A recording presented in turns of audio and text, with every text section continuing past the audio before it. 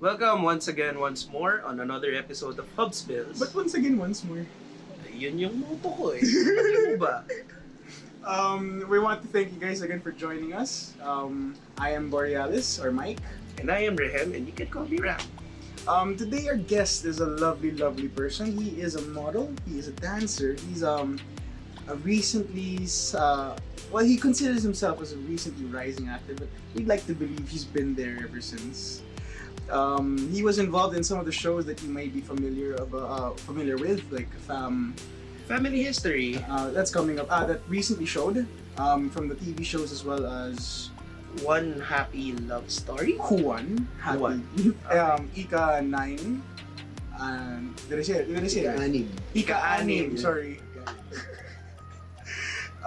He also has a lot of YouTube videos. Like one of the famous ones that I love to watch. A recipe from his grandma would be the beef stroganoff in Mars Masarap on his Chooseday, as he says in that video. Hashtag choose, like, you know, I choose you Pikachu. Chooseday, steal. And you may also see him in some of the recent commercials by Pancit Canton, Lucky Me Pancit Canton, and the Chow King Chow Fan promo. And there's also this funny commercial with Globe wherein he suddenly become puff. Also, in this downtime, he tends to travel to see the world in a different way. He loves to go out to go surfing as well. Some of you guys may notice that he may have a lovely surfer bod.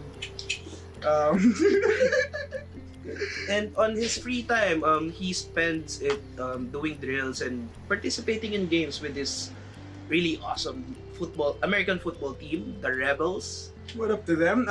So to those watching, let us welcome Vince Gamad. Yay! Good evening, guys. Mike, Ram, thank you for having me. Not a problem. Thank you again Thank for you joining for us. coming, pare. Alright, so let's delve right into it. Right? Did you like our introduction? Dami kong free time. Hindi ko alam kung paano ako nagkaroon ng maraming free time. Pero yeah, sige, totoo lahat yan. Okay. Would you tell us a little bit more of your story? Like, if you were to add up to the things that we failed to mention, perhaps. Maybe you can tell the viewers what you're into right now, how things are like for you. Ngayon, yeah, you actually nailed everything on the spot. I surf, I dance, I teach dance as well. Nagko-choreograph ako. Well, those who want to learn Magic Mike or experience a Magic Mike session with... Tapos na ako sa face na yun. Those- Tapos na ako sa face na yun. No, ladies though. It's Magic Vince ngayon, di ba? Okay, sige. Ibang Magic na yun. Yeah, shout out to my LSDC Street family. What up? You know, libre plug pa yung LSTC, pre.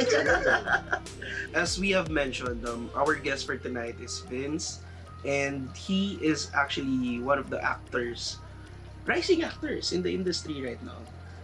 Okay, what is the definition for you, Vince? What is a rising actor versus what is someone already up there? A seasoned A seasoned actor. Seasoned actor, yun yung ano, for me, yun yung mga veterans na, the actors have been long in the game. Siyempre, nasa age na rin yan. Actors who have really proven themselves in many different mediums, sa theater, sa film, sa TV, those who have won awards, represented the Philippines. Yan, yung mga rising actors naman, sige, kasama ako doon. Yung rising actor ako. Yeah, yung mga new faces, bringing in a new flavor sa ating Philippine entertainment industry. So, Vince, what may we know how exactly did you get into the industry? Like, for example, did someone scouted you randomly sa kalye Or did maybe, you know what, today, magiging actor ako. or wala lang, nagising siya one day, uy, para masarap mag-audition ngayon. Uy, gwapo pala ako. Tara, mag-artist talaga ako. No, I started with commercials. Alright. A classmate of mine from high school, my neighbor siya na talent manager, got introduced to him, then took me to VTRs. Sa mga nasa industry rin, alam nila, yun talaga yung first stepping stone is you go to VTRs, auditions talaga. And then, yeah, everything started from there. After ng VTRs, nag-model search ako, which I won. Then I got signed with Viva. Had an album with them. And after that, I went to GMA with Walang Tulugan with the Master Showman, kay Kuya Germs. May he rest in peace. Rest in peace, my love, my tatay. And then Artist Center after that, and the rest is history. It's a long grind. Kaya yung rising actors, it's just a perspective. Yeah, I mean, I've been in the game for almost a decade na. So, kung ngayon pa lang ako mag-rise naman. Right, there's nothing wrong with rising late. Right. It's better late than never. Tama, But tama. in all honesty, pare, you look good. Ay, salamat. Kiss kita mamaya. When you mentioned VTRs, for a lot of people, VTRs are where people get to see what you can do, what you can bring towards their product line. Perhaps like some of them stand up, show themselves, smile, say a spiel. When you started doing your VTRs, this was while you were studying as well. High school, yeah. From all the way from high school. What was it like? Every day you really had to work the hustle, make your way towards the location. Some VTRs were all the way, let's say, Sa Makati mostly. Yeah. I remember some of that. Some people were complaining that they don't have enough time for education, for their classes. They couldn't go out anymore because they needed to focus on VTRs. Did you have an issue from way back na figuring out, I need to devote more time to this, or okay lang ako to take VTRs as what I need to aim for? No, it started as, saya na to Uy, may side pocket. May side money hustle. ako. Okay, tara. It actually came very natural to me. Yung mga VTRs, kasi talagang makapalang mukha ko. Lami-rami yan. It's all about time management. I go to VTRs after my classes o kaya pag weekends. Studies first talaga. Just so happened na when I started, I got casted in a lot of commercials kaagad. So everything got so easy kasi naka-build kaagad ako ng rapport with different agencies. So madali nila ako natandaan. It went na tinatawagan na lang nila ako pag kailangan nila ako. But it's still, auditions is still the best way to go at it.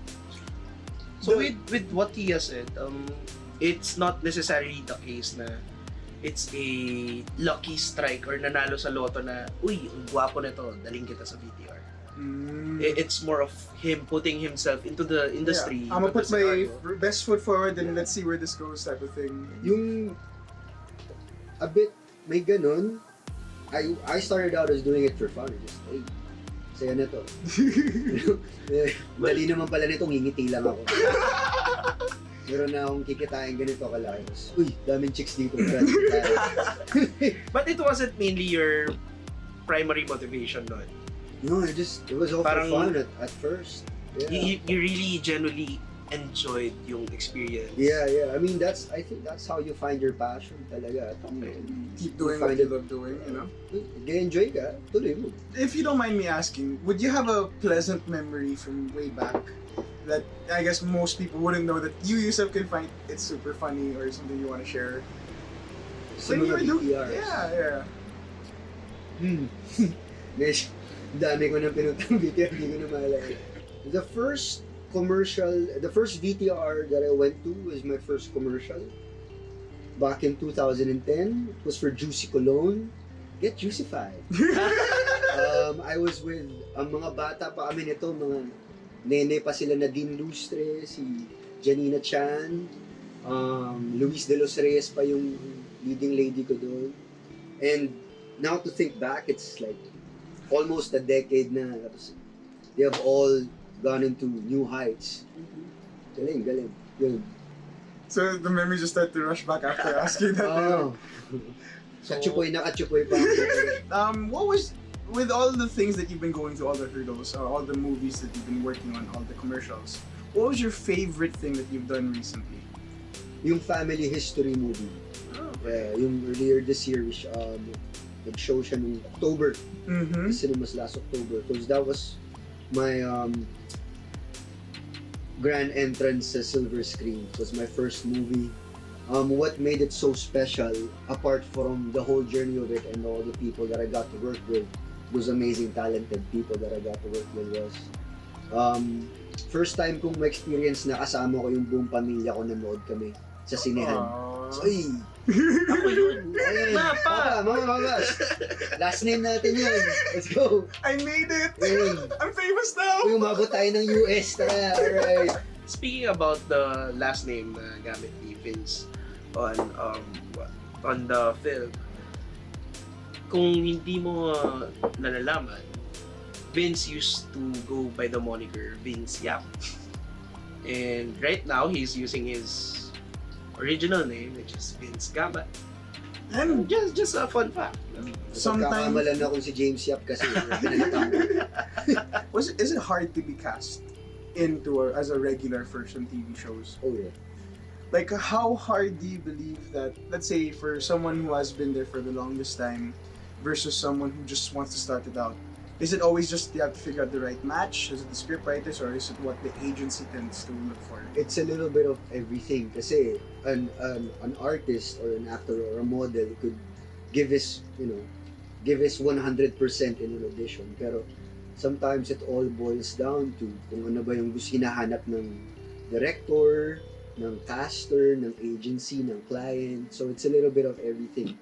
Yung sinabi nyo nga kanina na parang loto yan, It's partially yeah, partially true. Kasi ang daming factors na nag-a-affect na para makast kayo. Yun. Tapos sa ang dami nyo pang nagsasabay na mag-audition lahat. So I guess you can assume that there's a lot of people who might look like someone, that idea of the character that they want, but then the way they deliver it, the spirit they bring out, sometimes tends to be different. Yeah. Yun yung special cases, mga exception. Pag, sometimes kasi hindi expected ng caster o ng agency kung ano ba yung hinahanap nila, tapos boom, ako pala yun. Alright. Was it hard for you to get into figuring out your schedules after, let's say, you finished high school and moved towards college? When you started doing your TV series, was it a hurdle that you had to get by when it came to your time schedule, your shoot, figuring out, okay, I need to do this for my shoot, will I have to miss class the next day? I had to. I had no choice. Ang rule lang kasi ang parents ko talagang studies talaga. Yeah. I had to take care of that first before I can do my own thing. I can't miss a class for an audition or a shoot. Pero that's why tinapos ko kaagad yun. I really wanted to finish my studies so I could focus on my craft. It's a part of the whole time management thing. It's part of being a professional in this industry. So, congratulations, man. It's hard to do what you do, to be fair. gotta So- make my mama proud, man. Shout So, out to his mom. In all those years, pare, na nag-grind ka, were there any specific figures or idols na nag-inspire sa'yo to continue pursuing your craft? Actually, yung idols or mga inspiration ko, it's a little bit from different branches. Ang dami kong inaral. I took inspiration from athletes like Muhammad Ali, Manny Pacquiao, Conor McGregor, Michael Jordan, Kobe, lahat yun documentaries. I've been an avid fan. From musicians, Michael Jackson, Chris Brown, even from yung mga dati to mga bati ka ng mga actors here in Hollywood, Robin Williams, I just Will Smith, Jim Carrey, Dolphy, Vic Soto, Rene Requestas, Redford White, lahat yun. I've been lumaki ako sa sa TV, kakapanood ng TV. So napanood ko yung mga yun, didn't know na I would end up like them. But yeah, I mean, sabi nga si Bruce Lee is a big fan too. Sabi nga niya, you can take inspiration from everything. You just absorb whatever is useful, discard what is not. Just what is your own. Ang naalala ko lang kay Bruce Lee, pare, be like water. Be like water. What's Bruce Lee's favorite drink? Water! Inom tayo ng water! Sorry. Anyway, Mm. since we're in the topic of citing veteran actors, in your stint sa various movies, various series na ginawa mo, what was it like to be able to work with industry legends, veterans? Like for some people, they would fangirl moment where, oh my god, I'm gonna see them before realize I'm gonna share the time to work with them. How was it like when you actually, experienced spending time working with them, learning through them, learning with them? And just saying, yung mga nakasama niya ng mga actors are sila Michael V. Don Zulueta, Gabby Concepcion, Pre, nahingit ako sa'yo dahil nakasama mo na si Heart pare. Heart Evangelista, man. and don't forget Eugene Dominguez. Hey, sige. Sige. Yung starstruck factor, normal naman yan. Normal talaga yan. Pero di mo pinapahalata. You have to keep a Oo, kasi profile. pro tayo eh. Siyempre, ganda ni Miss Don. Yeah, pero you gotta be a professional. You wouldn't be working with him if you're not a professional. And you gotta bring your A game. That's for sure. Kailangan talagang isang tabi mo yung jitters nga. Or yung starstruck wow mo. Because you gotta deliver. You got a job to do. You're getting paid to deliver alongside these great artists. So, yeah. You mentioned jitters. For a lot of people tend to have one, stage fright, camera fright. The fact that you get to see lovely people. Some of them are super amazing, some are super beautiful. What's a quick tip for how to get rid of jitters? Because I've heard some people, they put their hands behind them and hurt themselves a bit. Some people take shots of vodka. Liquid confidence. Okay. Meron in my own process, you gotta be relaxed. So I have my own relaxation process. We call it sa RSPI method ni Eric Maurice. RSPI method. It's a drill. It's a process of breathing, of sensitizing your whole body, and making a personal inventory of your emotions. The thing is, when you go, medyo technical siya, but when you go into that process, nawawala na yung kaba mo. Kasi Busy utak mo eh. Busy na yung utak mo, makaka-prepare. Okay na yun. Tsaka yung breathing is a very big factor na na-overlook kahit saan, actually. Yun yung kalimutan huminga, guys. Importante. Keep breathing. Medyo patay ka na kung nakalimutan mo huminga eh. Let's delve in a bit more into the deeper, juicier questions right Yan. now. Alright, to those watching, mind you, this is all personal opinion. Please take no offense. Also, do take a lot of inspiration from it as well. Alright, what does it take to become a Philippine celebrity? It's funny you ask me that. The truth is, yung celebrity kasi, it's a very heavy term for me. I don't use it on myself because I'm not a celebrity. A celebrity is someone who is celebrated.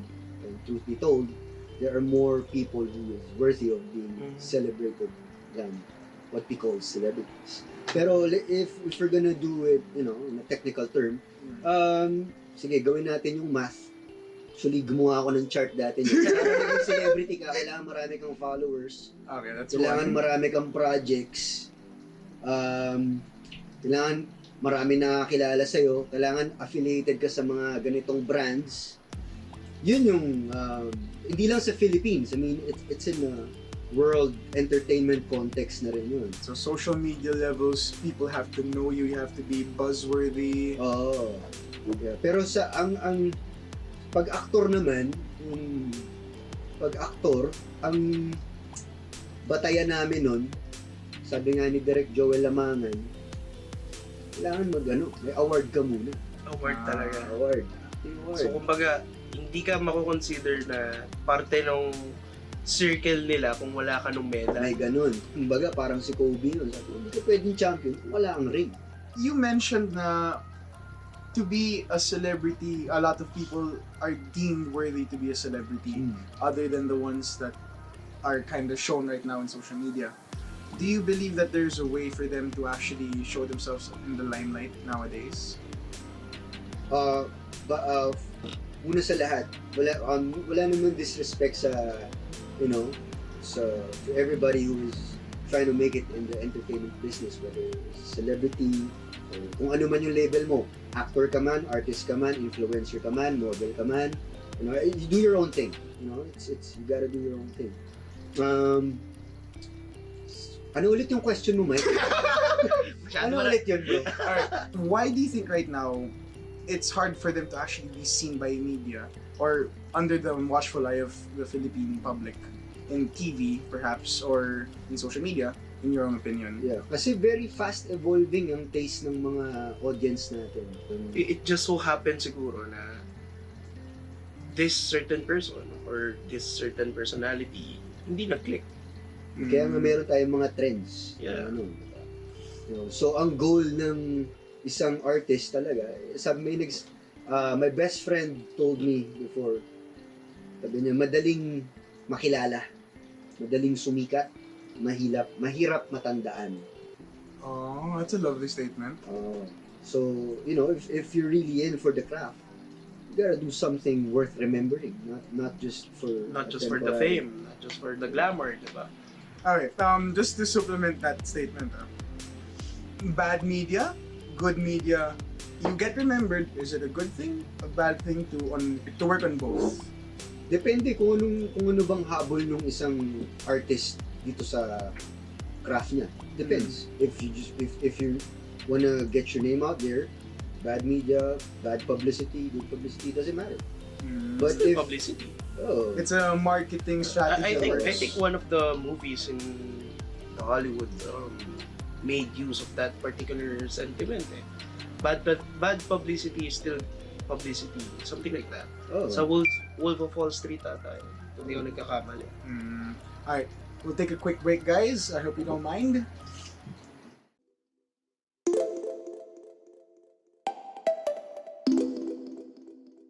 We are back, everyone. We apologize for that quick break. Let's get down to it. You mentioned earlier that you had fond memories that you enjoyed back when you were doing your VTRs, your shoots, your films. Would you mind telling us some of your favorite memories? My favorite to date would have to be when I did a Charlie Chaplin tribute. Hey. Production sa Walang Tulugan with the Master Showman. It was because sa show na yun, pag birthday mo, kailangan mo mag-perform. And that was the time na pinagkatiwalaan ako ni tatay, ni Kuya Germs na mag-choreograph sa show. Tapos tinuturuan ko na rin yung mga co-hosts ko, sumayaw. So I did Charlie Chaplin. I had to study Chaplin movies, lahat actually yun pinanood ko, and then I made one. It was so good and it was so gratifying. Right after after ng performance, I just went to the dressing room and just bawled my eyes out. Kasi sobrang sarap ng feeling. When you were watching all of your Charlie Chaplin, just for you to get more of to understand him more, was it harder to convey it towards your co-hosts that this is how it is, because you were the one doing the majority of the research? Was it hard to convey it to them? No, yung mga ano ko nun, yung mga kinast ko dun, very pro din sila, very na-absorb nila kagad yung feel ng silent movie na ginagawa namin. And sobrang enjoy lang lahat ng process. It was a silent dance production. You know, everybody was a pro, everybody was working hard, and you can't ask for more from that. Anyway, since we're in the topic of working with pros, being a pro himself, what was it like to be a pro, be titled or be deemed as a pro? Were there any perks or were there any downsides? Of course, kahit sang industry naman or area of expertise, to be a pro, you gotta deliver, and for you to deliver, you gotta do your homework. That means You have to conduct research, trainings, rehearsals, everything. You gotta do your homework.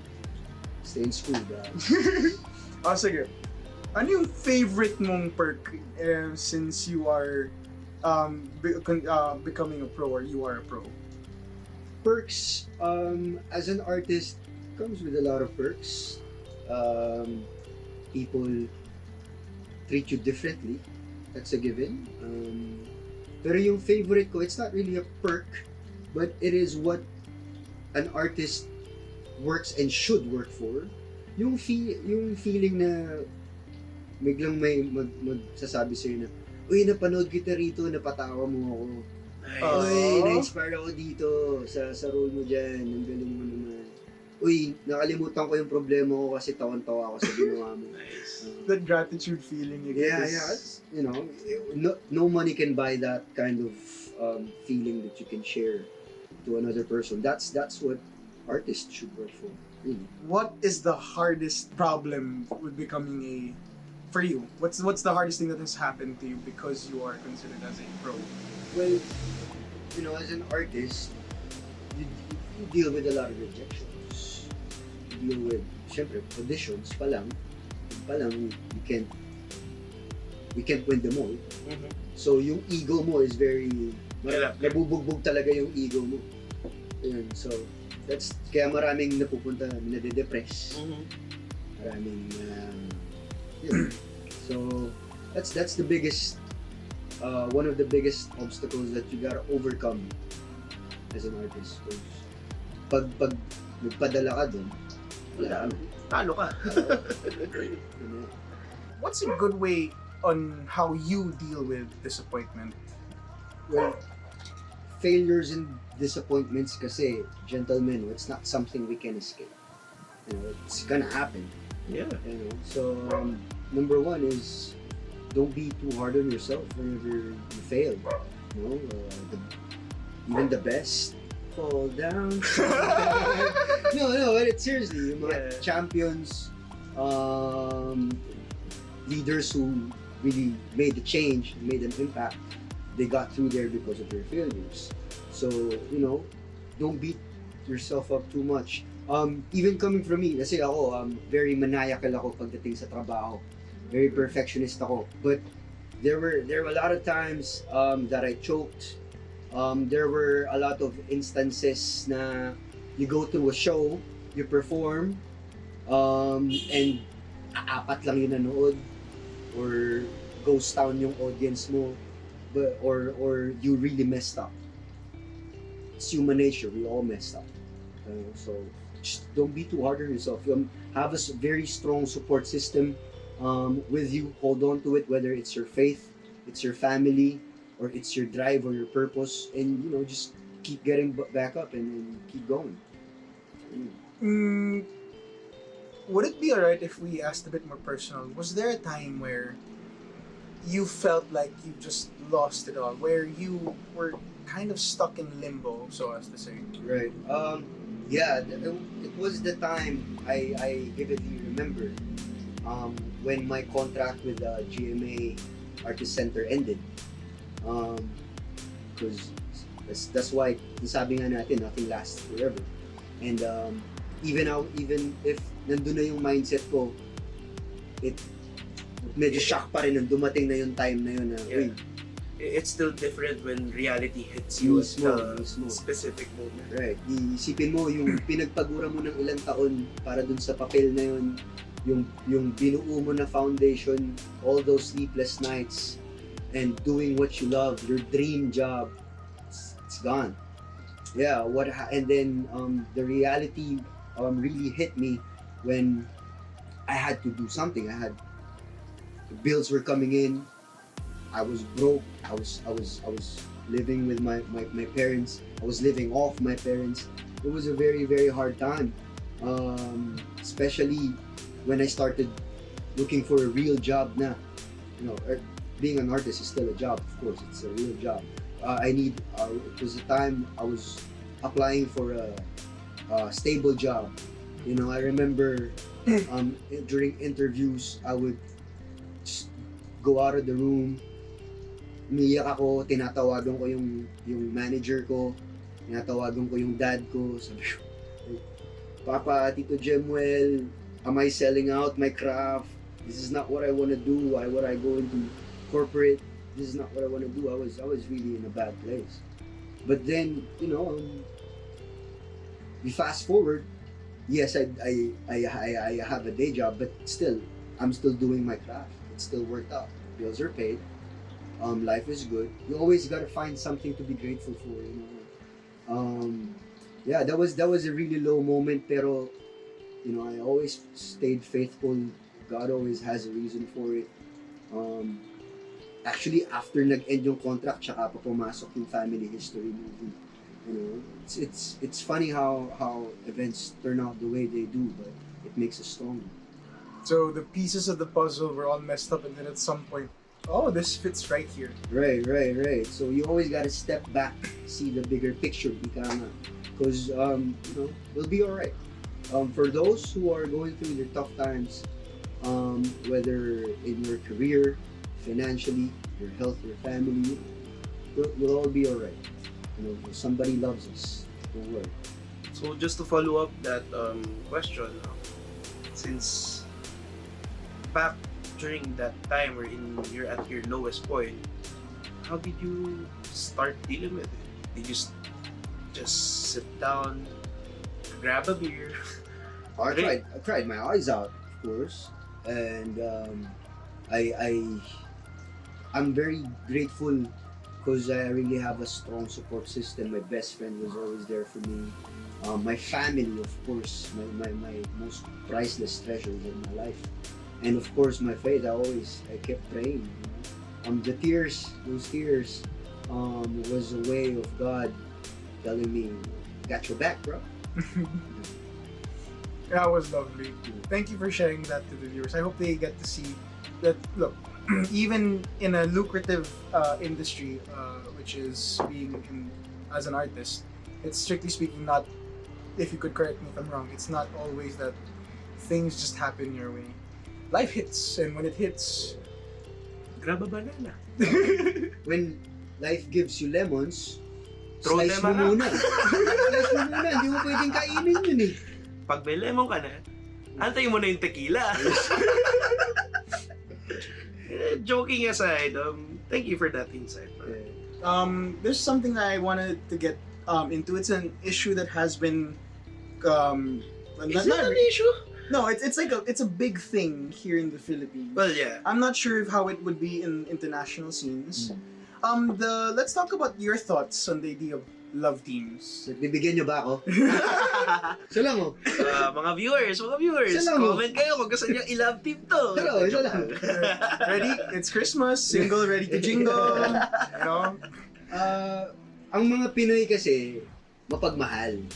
Pagmahal ang mga Pinoy. Kaya pag gusto nilang kinikilig sila, tayo pala, sino bang gustong mag-isa? Lalo na Pasko, malamig, wala kang kayakap, gusto niyo yun.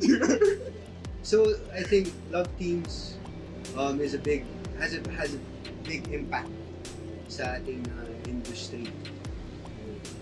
It's the same thing. Makapagpaiyak ka, makapagpatawa ka, may maasar sa'yo, o may mapakilig ka, it's all part of an actor's job to make the audience feel something. Okay. So I'm guessing the concept of love teams really does bring a unique flavor to the industry.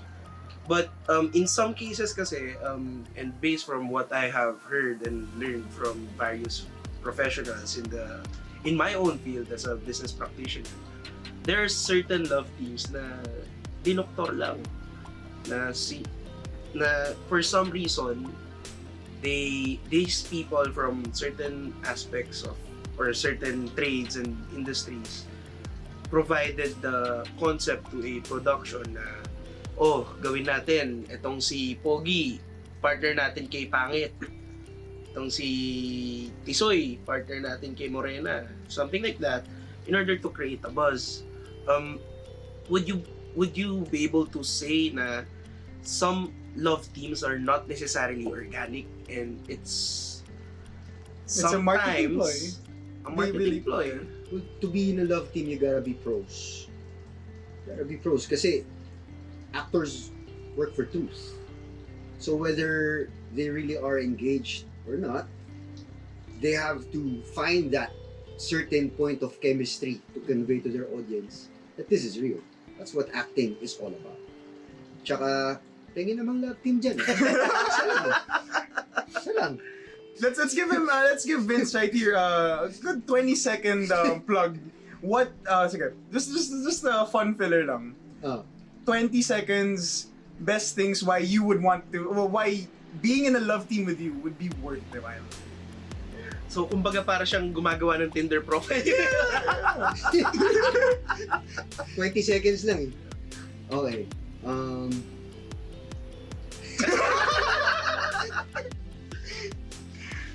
Ladies, pag ako naka-love team nyo, sasakit ang tiyan mo. Alam nyo kung bakit? May kabag? Magaling ako magluto. Papatawanin ko kayo lagi. At saka, magaling ako magbasa. There we go! So, may nag-text na. Nanay ko, sabi niya, anong ginagawa? Manood ka pala, ma. So, sa mga interesadong mag-apply or mag-swipe right, andyan lang ho si Vince. Having a love team is a bit of a marketing ploy as well. Do you believe that it is a huge factor that could make or break someone's career here in the industry? Could be. It is a big factor. Because besides the buzz that it creates, the emotions that it stirs in the audience is very big. Diba? Ikaw, kinikilig ka pag kasama mo girlfriend mo, Mike, diba? Of course, yes. Yun. So, make or break talaga. Do the actors have, I guess, it's a bit of a weird question, but do the actors themselves believe that they have every right to say, yes, I would like to be in a love team with them, or no, I don't want to be? Or do you believe that their agencies, perhaps their managers, are the ones who might be sort of telling them this should be the way, so that this way you could reach this part, you can garner these views, these audiences? Yung ganun depende na yung sa decision ng actor and his or her management. Decision na nila yun. Pero kung ako yung tatanungin nyo, sige na ako, isang lang. Yeah. I'm kidding. Yeah, it's sometimes it's a professional decision, sometimes it's an emotional one. Whatever it is, problema nyo na yun. So, since nasa topic na tayo ng love teams, throughout your career, pare, sa mga naka-love team mo, sa mga tuloy, ilan na nga ba naka-love team mo? I wouldn't say a love team, because kung... Or na-link, or something like that. May na-link sa I had leading ladies in projects, and they were all pros. We all really had a great time. I had Luis de los Reyes dun sa sa ika-6 na utos naman. Naging love interest ko si Miss Arian Bautista. She played Selma. Oh, I miss her. Yeah, she's working on her businesses now. Right. And she's a very terrific actress too. So, pag ganun, sarap lang na may kabatuhan. Tapos, you get to experiment what kind of approach you will go about that scene. But working with these lovely professional ladies was very gratifying. With that being said, pare, may mga time ba na okay, on camera, meron kang love interest or ka-love team or whatever term we deem it. Alam ko na kung saan papunta to. Were there instances ba na during those times, meron kang real-life girlfriend? Meron ba? Or, kasi yung magiging final question ko, was it hard to date in real life habang meron kang on-screen love interest? Meron o walang love interest, mahirap talaga mag-date. Hello? Merry Christmas, guys!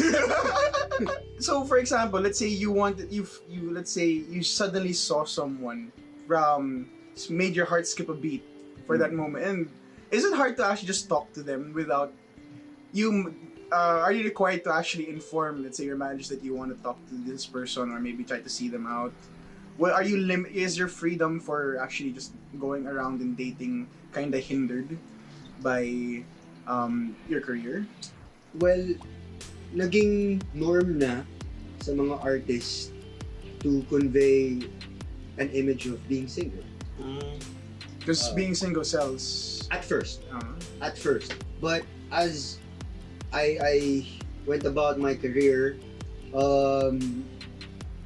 di naman siya naging factor. Minsan nagiging ano pa siya, added motivation pa siya.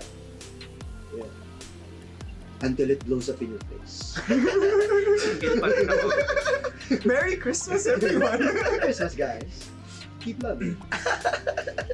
When it comes to the negative impacts that they will have from someone just starting out, if they don't have them, let's say, the mindset or the passion for it from the get-go, do you believe that they're gonna have experience some troubles? Well, I believe naman, no, kahit hindi lang sa entertainment industry, pero kahit ano man ang pasukin mo, if you're doing it for all the wrong reasons, you wouldn't last. You know, but if your heart, if your purpose is in the right place, kahit ano pang bagyo yung danasin mo dun sa tinatahak mo ng landas, di ka matitinan. You'll be there. Parang lyrics ng kanta. Nakasulat din dito. So with that, guys, we'll take a good break first. We'll be back right after to continue the interview. Once again, this is Vince Gamad over there. You got Mike here and Ram. We'll be back.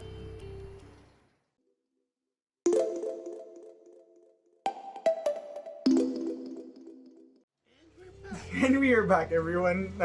Thank you for joining us once again. Right now, let's get more into the personal life also of our lovely guest, Vince Gamad over there. Close na tayo lahat. So unlike other people kasi in the industry na medyo na nandun talaga sila sa taas, we would like to let you guys know na Vince Gamad He's like also us. us. Yeah, he's just like us na regular lang, may sariling hustle. Yeah, medyo weird. You know, he actually still goes out and sees people. But we want everyone to know that Vince is a regular, normal human being. Like right now, he just came from his day job. Could you tell us more about your day job right now? Yeah, because you gotta do something to pay the bills, you know. Hindi naman araw-araw may taping ka or may shoot ka. You gotta do something. You can't just lie around and wait for work to come. You gotta go and get it. Right now, I'm into fashion. I do sales in fashion retail. I got shops in Uptown Mall, BGC, and Podium. It's a multi-brand store, Akimbo and Cul-de-sac. It's a multi-brand concept store where we cater to luxury, high fashion streetwear, Japanese, Danish, European, Italian brands. And so, if you want to get your fix, come holla at your boy. Yeah, ladies, you get to see him over there, okay? Don't forget that. Dadamitan niya kayo, hindi niya tatanggalin yung damit. There's a Na-discount ha? Yeah, kasi pag sinabi kasi ngayon, pag nakarinig ng tao, uy, artista, wala na siyang private life. Wala na siyang, lagi siyang dinudumog, papapicture. No, man. Nag-aangkas ako like everybody, nag-MRT ako, pumipila ako sa jeep, sumasabit ako sa jeep, tricycle ako. You know, and it's fun because I get to have my time for myself too. And kung gusto niyo magpa-picture, okay lang din, basta kasama ako. Hindi yung ikaw yung picture eh. Yeah. You know, an actor is just like, I always say to people who's asking, an actor is like anybody else. Ang pinagkaiba lang is an actor has different locations of offices. Mga settings ng shoots, iba-iba, minsan sa Manila, minsan out of town.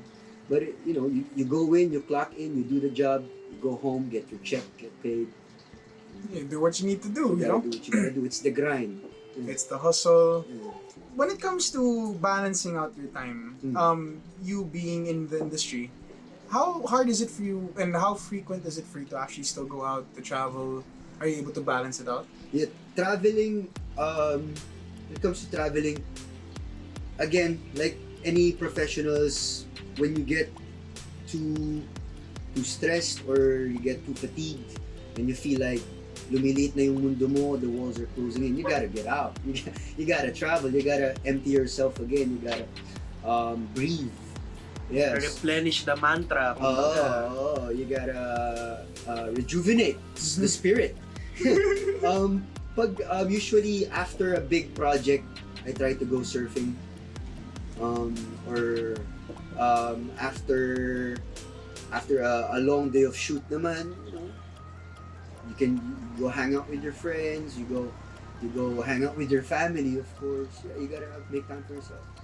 After you're surfing, tendency is your skin tends to get darker from the daylight or from the moonlight also. Yung moon tan, sun tan. Yeah. Does it affect also when you're out in your shoots that they have to double up the makeup because of the skin color change for consistency? It does, lalo na pag may continuity. Sumasakit ang ulo ng mga makeup artist sa akin. Bakit ang itim mo? Yeah, so my bad, I wanted to get stoked, man. So, sometimes naman, it helps you because it adds, lalo na kung ibang character naman yung gagawin mo, uy, tan ako. Pwede kong gamitin to as a different character. So, in relation to that, since nabanggit nga ni Mike yung peril nung skin color change, what if na-aksidente ka nung lumabas ka or nag-surf ka or you did whatever sports na ginawa mo, tas na-injure ka? Paano yun when it comes to going back to shoots? My experience naman, wala pa namang grabe na hospital ako for a shoot. Just minor sprains and bruises coming from a football game. But if you can gut it out, go ahead, go do your job. If you can't, as an actor, you gotta use it to add more depth to your character. It's all about as an actor, you always gotta build your own backstory in your mind. So, yeah, pwede mong gamitin na isang araw si Junjun napilay, nadapa, o kaya na dengue or what. So, you just gotta be creative. That's what being an artist or an actor is all about. You gotta use whatever it is at your disposal. Be creative at it. You made mention regarding football. American football, if I'm correct. When did it all start? Like, because I know some people who started out with flag football first, and they started to work their way to American football. How did it start for you? Did you get into it just for the fun of it, or did you see, hey, I got a knack for it? Because I watched a lot of American football on TV even before. I watched Super Bowls. I play a lot of Madden too. Yeah. Tapos idol ko si Vince Lombardi. Then last year, or I think it was a year and a half ago, a friend of mine just sent me an invite for an open tryout for the Rebels football team. What's up, Rebs? Yeah. Yeah, in-invite nila ako. Then I just gusto ko lang pawisan nung araw na yun. Gusto ko lang mag-exercise. And football, I've always wanted to try it, so I went in.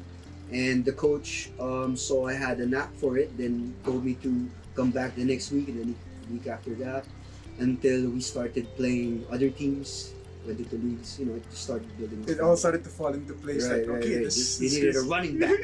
So that's your favorite position? Yun yung binigay sa akin na position. Because I got speedy legs, and I like to get hit. Just out of curiosity, since as you mentioned, nag-football ka nga, pero artista ka pa rin, bro. Were there instances na, dahil artista ka, binigay sa'yo lighter drills, lighter routines or something? No, because if you're gonna play it's a man's game. It's a gentleman's game. You can't take it lightly. So walang special treatment. Kahit anong sports naman, walang special treatment. You go in there, put the work in, break a sweat, block, hit some heads.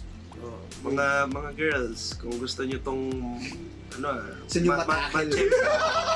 ma-chance yan. American football is the way. Pag na-fumble nyo, kukunin ko yan para sa inyo. You also dance, right? Please, could you tell us more about when everything all started when it came to dancing? Did the dancing help you figure out I could make use of this in your acting career, in your craft, basically? Right. Dance for me is my saving grace. It's for me, strip me away of everything. Yun pa rin yung one of the greatest gift the Lord has blessed me with. Growing up, I was a young boy. I always had this innate sense of rhythm. I can move, but high school times, pinagtatawanan ko yung mga dance moves ko. Hindi naman until I got introduced to dance with LaSalle Dance Company Street, my crew back in DLSU Manila in college. I started to see the depth of it, the expression of it, yung sanctuary of it, and back then we always had a company dev where nagba-Bible study kami because nagko-compete kami locally and internationally. So not only did we have to feed our minds and bodies, but we had to feed our souls. So nagde-dev kami. Dance has been my saving grace because it led me to my faith, led me to the Lord, sobra. And yung feeling of, a liberating feeling of expression every time I dance. At first, you go into a club, you dance, you gotta look cool for the ladies, right? You gotta until I got to compete with LSDC Streets, a World Hip Hop Dance Championship 2013. 42 countries. We placed 4th in the finals, but dance has given me a sense of us being a small part of a big picture. Yeah. So until now, I still dance. Kahit na grad na ako from college, I still train b-boys. I still break dance. What's up, J Master? What's up, bro? It's my sensei. Ayun. And yung dance kasi for me is one of the purest forms of communication, regardless of gender, of age, status in life. Pag may ka-battle ka, it doesn't matter who you are. You throw down, I'm a throw down. But at the end of the whole thing, it's all about respect. It's all about love. For me, dance is love. I'm gonna keep dancing until my legs give up. That's a ways way to look at it. So, ladies, remember, he won't give up, diba? Until his legs give up. Alam niyo yung bachata? Yan. Tsaka yung mga kisomba. Yung kichola. In your experience as a dancer, were there any advantages to having a dancing background na nadala mo into your acting style? Oh, big time. Because dance is movement. And when you act, you gotta use your instrument. This is your instrument. Your body is your instrument. If you're very comfortable moving your instrument, you get mas mabilis kang marerelax. One of the best examples, we have Hugh Jackman. Yeah. Charlie Chaplin, as I said, guys, actors and actresses who Audrey Hepburn did ballet too. They're very comfortable moving their bodies, so mas mabilis nilang na-access yung emotions nila because it's about expression. Yeah, and your whole body itself is connected lahat.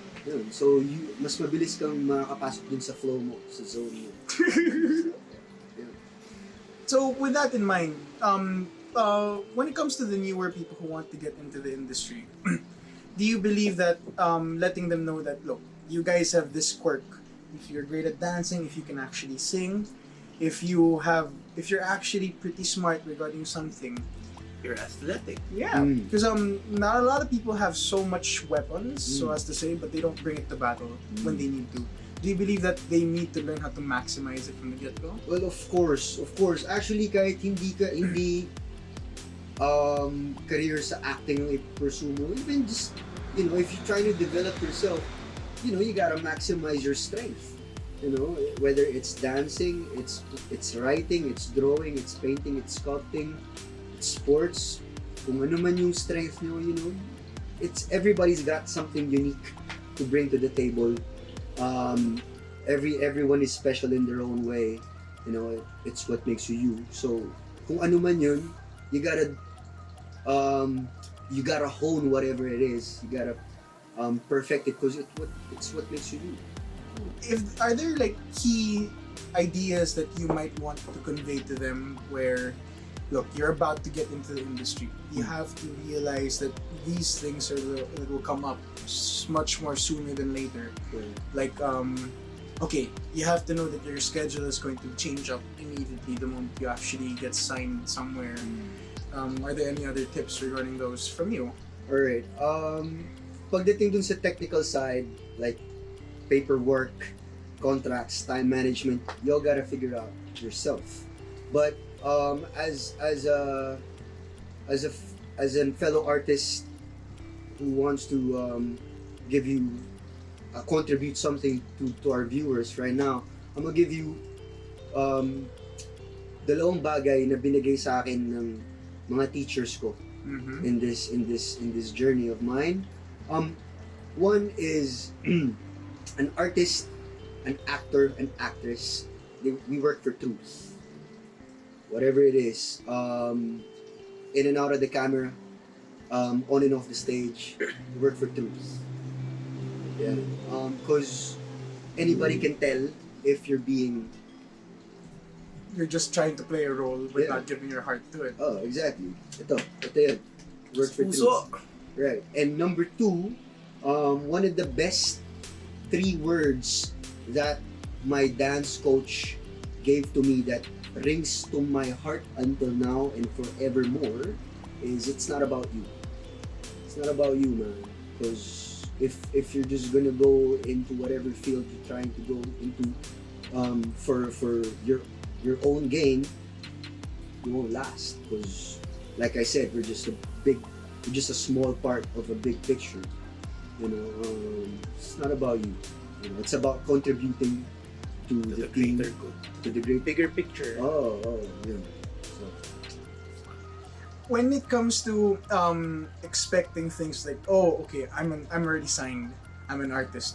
What do you think they should start to expect when they actually realize that this is already my career? Like, do they expect that, okay, more people are gonna start talking to me out of the blue, they're gonna start asking me this and that? Should I expect that, oh, I might be given a cut in line just because of what I've done? Do you think they should expect these things?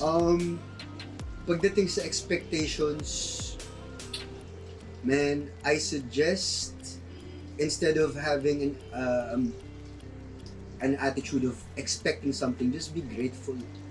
Just be grateful you have that piece of paper that so many other people are, would give a leg for, So and number 2 is nothing lasts.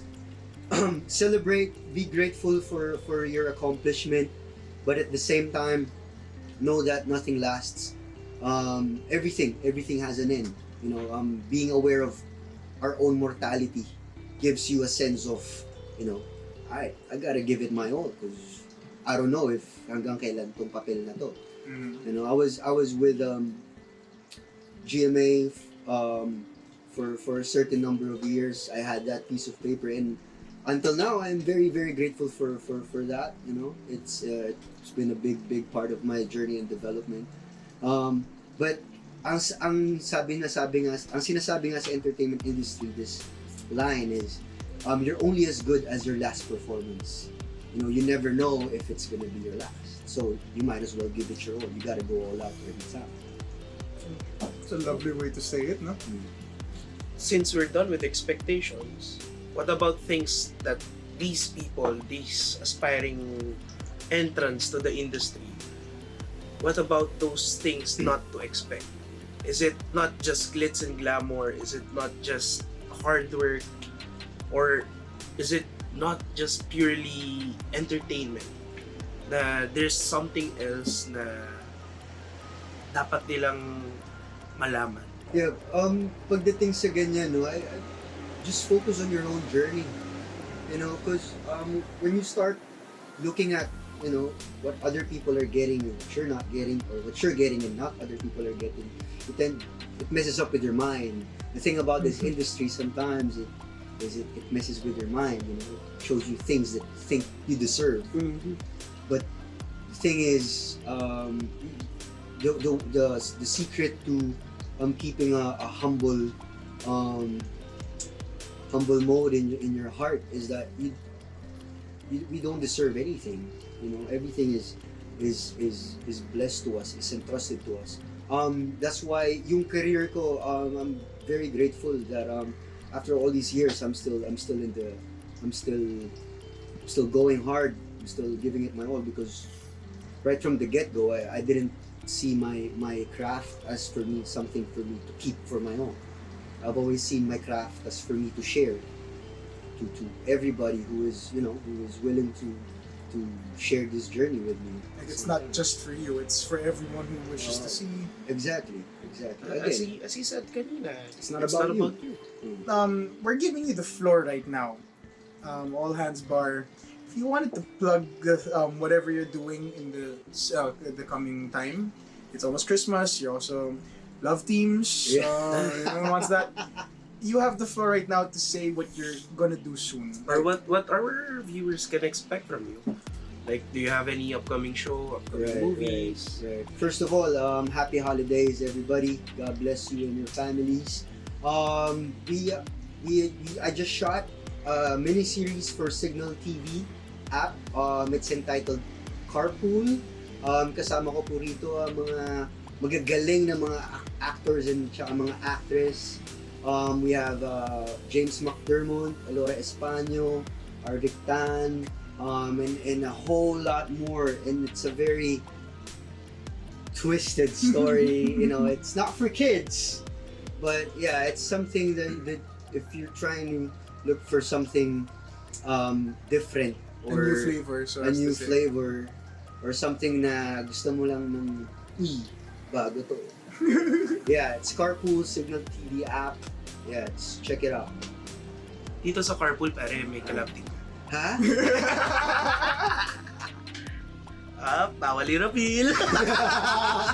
Check it out. You might just find something out, you know? Yeah. Anything more you want to share?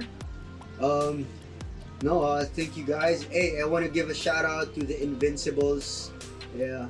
Thank you for riding with me since day one, for you know, giving me love, giving your support. I love you guys. See you soon. To his family and friends, you have been an amazing support system. Yeah. And to the future girlfriend. Ay, napakaswerte mo. Ikaw, napakaswerte mo. The joke lang. Nudge siya, no? Kinilig ako kahit di ko pa siya nakikilala.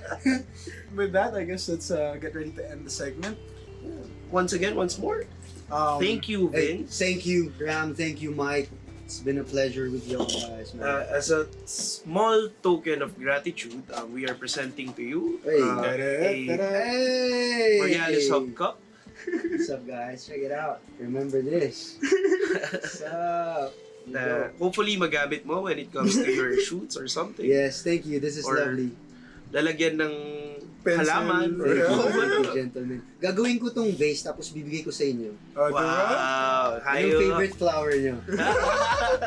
Oh, Borealis Hub. Kinuha ko pa sa Norway to.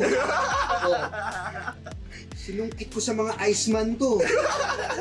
Thank you guys. It's lovely. Yeah, Thank you so very much. much. Happy holidays. So I guess that's it. Alright, once again, guys, Vince, thank you. We got Ram over here, and you got me, Mike. Once again, this has been the Hub Spills. Ciao, guys. Bye. Happy holidays, everybody. Merry Christmas. Yay.